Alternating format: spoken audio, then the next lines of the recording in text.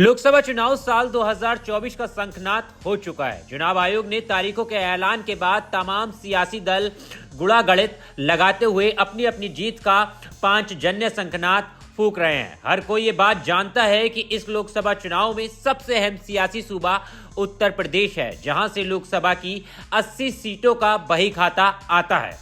ऐसे में देश के साथ ही उत्तर प्रदेश में भी 7 चरणों में चुनाव संपन्न होंगे, लेकिन अभी भी यूपी में कई ऐसी सीट हैं जहां से बीजेपी ने अपने उम्मीदवारों के नामों का ऐलान नहीं किया है और उनको होल्ड करके रखा है।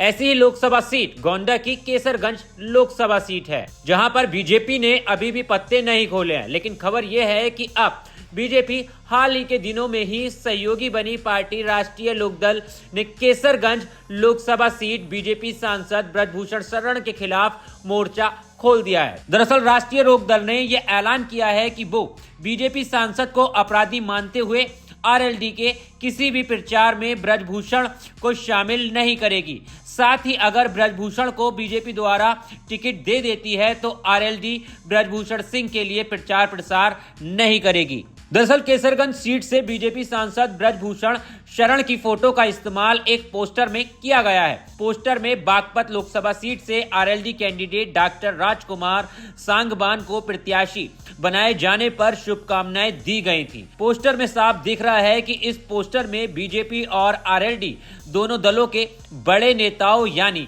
पीएम मोदी, सीएम योगी, सांसद जयंत चौधरी, पूर्व पीएम चौधरी चरण सिंह, अजीत सिंह, अमित शाह, जेपी नड्डा, केशव प्रसाद मौर्य समेत कई नेताओं की फोटो लगाई गई है। जब आरएलडी ने इस पोस्टर को लेकर विवाद बढ़ा तब राष्ट्रीय लोकदल के प्रदेश अध्यक्ष व्यापार व प्रवक्ता रोहित अग्रवाल ने कहा कि हम ब्रजभूषण शरण सिंह को अपराधी मानते हैं और उसका समर्थन नहीं करते हैं। गलती से एक पोस्टर में किसी कार्यकर्ता द्वारा उसकी फोटो का इस्तेमाल किया गया है, जो कि एक त्रुटि मात्र है। इसके साथ ही आरएलडी प्रवक्ता ने कहा कि ये पोस्टर राष्ट्रीय लोकदल का आधिकारिक पोस्टर नहीं है। आरएलडी प्रवक्ता ने दो टूक अपनी बात कहते हुए ये भी कहा कि बीजेपी सांसद ब्रजभूषण शरण सिंह पर महिला पहलवानों ने गंभीर आरोप लगाए हैं।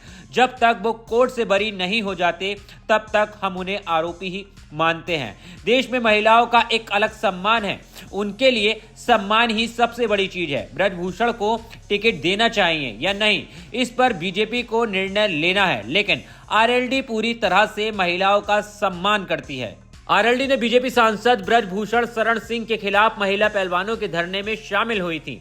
खुद आरएलडी अध्यक्ष जयंत चौधरी भी दिल्ली में चल रहे महिला पहलवानों के आंदोलन में शामिल हुए थे। वहीं आरएलडी प्रवक्ता लगे हाथ सपा मुखिया को भी इस मामले में आड़े हाथों ले लिया है और कहा है कि अखिलेश यादव ने आज तक ब्रजभूषण शरण सिंह को सजा दिलाने की ना ही मांग की और ना ही उनके खिलाफ बयान दिया है। आखिर सपा मुखिया बलात्कारियों को क्यों संरक्षित करना चाहते हैं? बड़ी बात यह है कि जहां से बीजेपी आला कमान अभी ब्रजभूषण शरण सिंह को लेकर चुप्पी साधे हुए है, वहां आरएलडी का मैदान में आकर ब्रजभूषण को खुलेआम अपराधी कहना चुनाव पर और एनडीए गठबंधन पर कितना असर डालेगा, क्योंकि देश में अब वो समय चल रहा है जब एक एक दिन सियासत के लिहाज से अहम है और चुनाव आयोग भी तारीखों का ऐलान कर चुका है। क्या ये इशारा है गठबंधन जुड़ने से पहले गठबंधन टूटने का?